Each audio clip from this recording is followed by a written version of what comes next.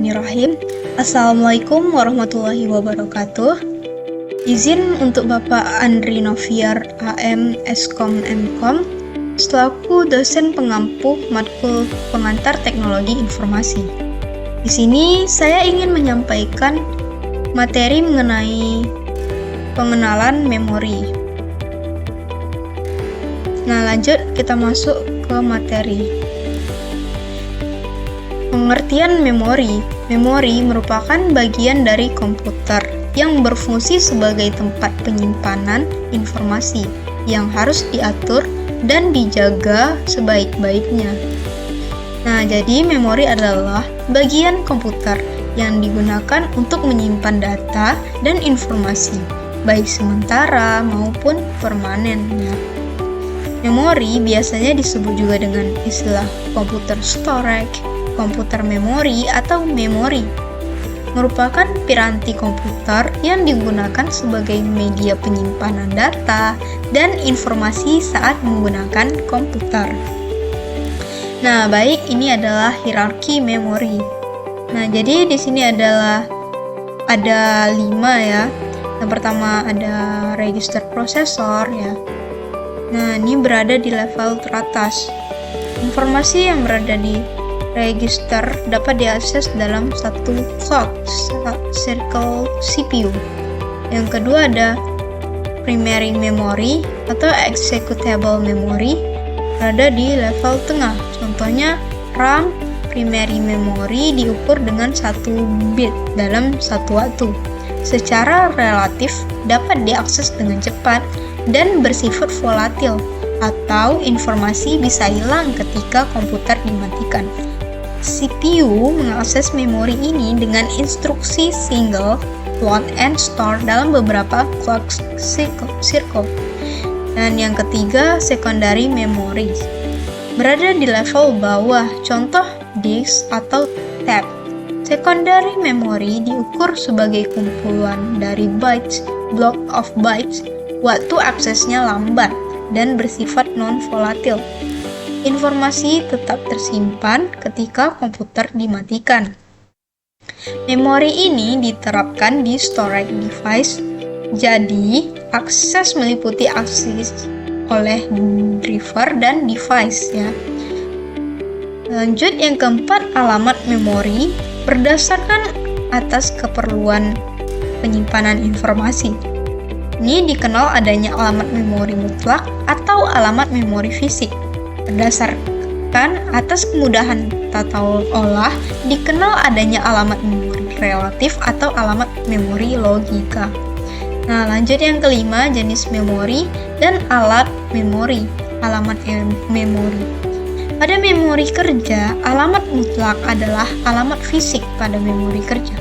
Sedangkan alamat relatif adalah alamat memori yang secara tidak langsung menunjuk ke salah satu sel pada memori kerja. Oke, baik. Lanjut, jenis memori. Memori internal. Memori jenis ini dapat diakses secara langsung oleh prosesor. Memori internal memiliki fungsi sebagai pengingat. Dalam hal ini, yang disimpan di dalam memori utama dapat berupa data atau program. Nah, jadi memori internal ini memori yang bisa diakses langsung oleh prosesor ya. Nah, lanjut, ini ada jenis-jenis memori internal. Yang pertama ada ROM, read only memory ya, firmware. Nah, ini adalah jenis memori yang isinya tidak hilang ketika tidak mendapat aliran listrik, dan pada awalnya isinya hanya bisa dibaca. Nah, ROM pada komputer disediakan oleh vendor komputer dan berisi program atau data. Di dalam PC, ROM biasa disebut BIOS atau Basic Input Output System atau ROM BIOS. Lanjut, ini ada CMOS atau Complementary Metal-Oxide Semiconductor ya.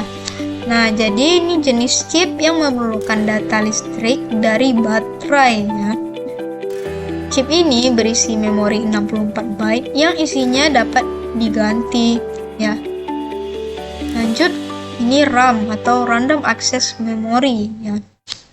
Ini jenis memori yang isinya dapat diganti-ganti selama komputer dihidupkan dan bersifat volatil.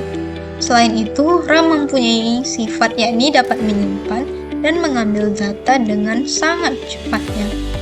Jadi, kalau misalnya datanya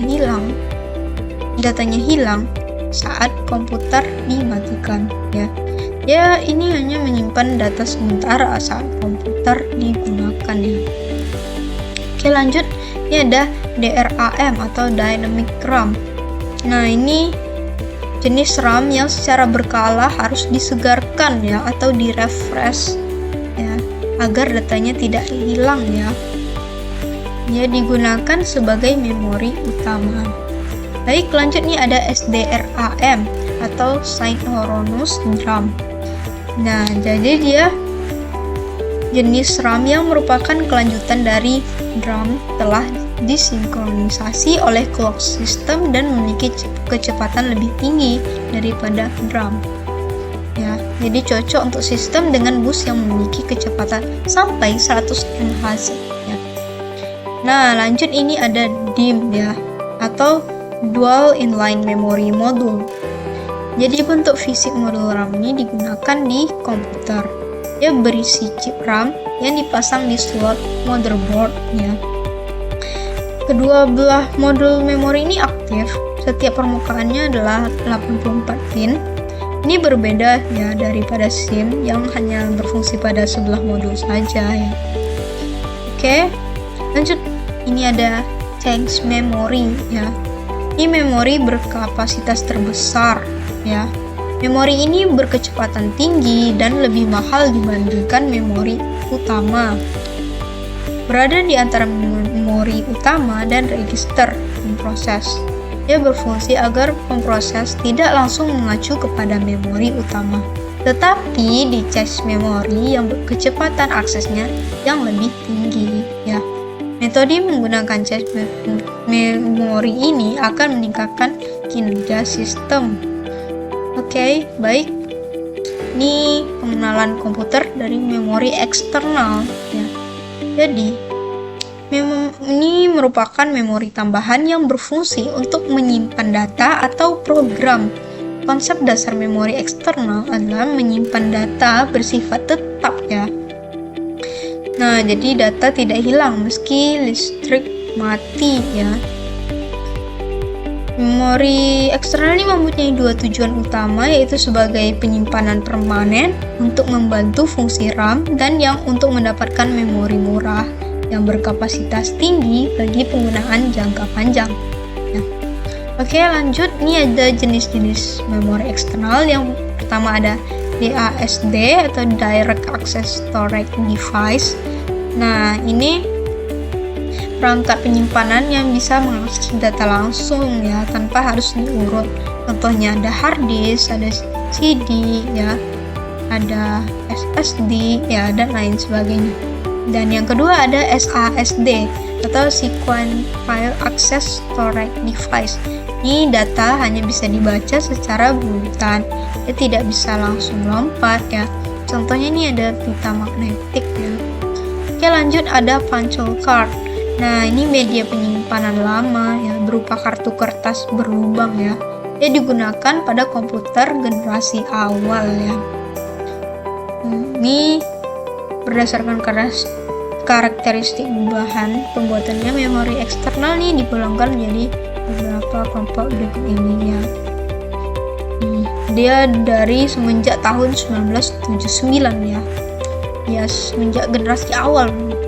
Nah, ini magnetic disk. Ini media penyimpanan menggunakan medan magnetik ya. Ini contohnya. Ada hard disk HDD ya, ada floppy ya gitu. Selanjutnya nih optical disk. Ini media penyimpanan menggunakan cahaya laser. Contohnya CD, DVD, dan Blu-ray ya. Dia terbuat dari bahan-bahan optik seperti dari resin, polikarbon, dan dilapis permukaan yang sangat reflektif seperti aluminium. Oke, baik, sekian dari penjelasan materi yang saya sampaikan.